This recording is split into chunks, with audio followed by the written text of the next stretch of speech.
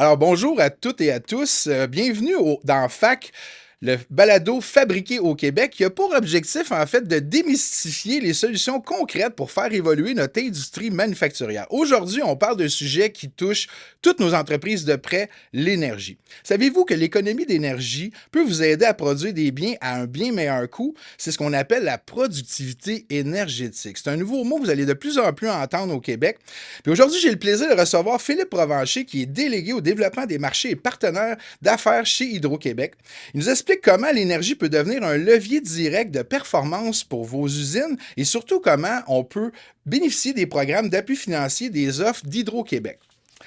Alors, Philippe, après nous avoir parlé comment on peut améliorer l'efficacité énergétique en intégrant évidemment des équipements efficaces, on va aborder la gestion de la demande de puissance. C'est quoi ça? Qu'est-ce que ça mange en hiver, la gestion de demande de puissance électrique? Ouais, ben commençons par définir quelle est la puissance. Donc, la puissance, là, c'est la quantité d'énergie consommée à un instant précis. Fait que son unité de mesure, si on veut rentrer dans le plus spécifique, c'est le watt. Mais plus souvent qu'autrement, on va parler en kilowatts, là. Une analogie qu'on utilise souvent là, pour mieux comprendre ce que c'est le robinet pour remplir un verre d'eau. Fait que dans ce cas-ci, le débit, fait que la vitesse à laquelle on remplirait le verre d'eau, c'est la puissance. Fait que plus on ouvre le robinet, plus ça va aller vite, puissance plus élevée, plus on le ferme, puissance plus faible, mais au final, la quantité d'eau dans le verre va être la même, là. Puis tu sais, dans ce cas-ci, l'analogie, la consommation d'électricité serait la quantité d'eau dans le verre. OK.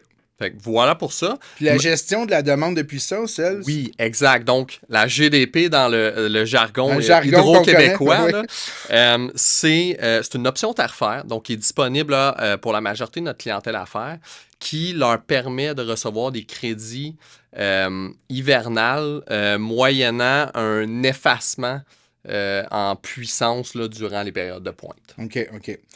Puis pourquoi, justement, c'est stratégique pour Hydro-Québec d'inciter les clients à participer à l'offre de la gestion de la demande de puissance? Les journées froides d'hiver, là, peut-être là, une centaine d'heures par année, notre réseau est vraiment sollicité à son maximum, là. En comparaison, en été, les pointes qu'on peut voir là, sur le réseau, c'est à peu près 50% de notre capacité de production-distribution, là. Fait qu'on comprend que Hydro-Québec, on a tout intérêt là, à travailler sur ces pointes-là. Fait que réduire l'écart pour justement réduire la pression sur notre réseau là, durant ces périodes-là de pointe hivernale. Mettons, moi, j'étais une entreprise manufacturière, puis là, je t'écoute, Philippe, puis je me dis, ben, je veux participer à ça, puis évidemment, ça passe par les technologies, mais ça passe par des stratégies, des changements opérationnels, tout ça, tu sais. Il faut être créatif un peu, là, on n'est pas toujours obligé d'installer de l'équipement pour que ça fonctionne. Mais justement, comment ça peut rapporter à une PME industrielle qui veut faire cet exercice-là? Ben, prenons un exemple concret, fait qu'un cas réel, là, fait qu'une entreprise du secteur là, de la production plastique. Dans ce cas-ci, l'entreprise a opté pour l'arrêt temporaire d'une de ses lignes d'extrusion qui était moins performante. Fait qu'en utilisant cette stratégie-là, l'entreprise a réussi à aller chercher là, 25 000 en crédit une fois l'hiver complété pour une réduction de puissance moyenne là, de 350 kW. Fait que, on voit ici, bon, la stratégie utilisée, ça a été d'arrêter temporairement une ligne de production pour, par exemple, en profiter, faire de la maintenance préventive. Mais il existe autant de solutions, de façons de faire de la GDP qu'on a de clients, là. Donc, d'autres alternatives pourraient être utiliser des sources d'énergie renouvelables, pas renouvelables, mais alternatives, ou bien travailler sur nos systèmes de chauffage-ventilation pour réduire nos appels de puissance pendant la période de pointe. Fait un premier pas facile à faire, Philippe, c'est vraiment de regarder comment on peut améliorer la consommation des équipements qui gèrent un peu notre usine. Oui, exact. Entre autres, on peut regarder ce qui gère la bâtisse, puis suite à ça, on peut vraiment être créatif. Faut le voir comme des opportunités, là. Je parlais de maintenance.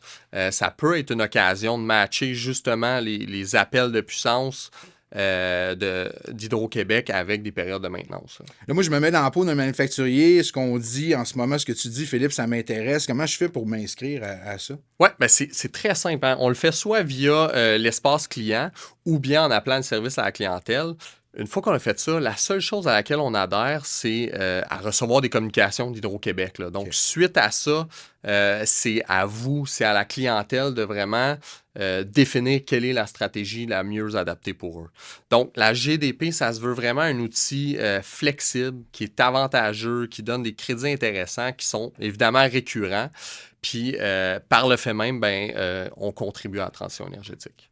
Mais merci beaucoup, Philippe, pour ces explications-là. Je pense que c'est plus clair que quand on a commencé la capsule au départ. Mais en plus des programmes d'appui financier, justement, pour les installations plus efficaces, Hydro-Québec récompense les clients qui déplacent leur consommation en dehors justement, des événements de pointe en hiver, on le sait, avec les grands froids qu'on a. Alors, si vous êtes une PME manufacturière, communiquez avec l'équipe de l'Usine Bleue ou l'équipe de Philippe directement pour, justement, c'est quoi qui est offert pour ces programmes-là, puis pour profiter de ces programmes-là. Donc, dans la prochaine capsule, on découvre comment les équipements peuvent... comment les équipementiers, pas les équipements peuvent vous aider à sauver de l'argent, mais les équipementiers, puis tout l'écosystème, en fait, comment ils peuvent vous accompagner, justement, dans vos démarches pour accélérer vos projets dans vos usines et, par le fait même, augmenter votre efficacité énergétique.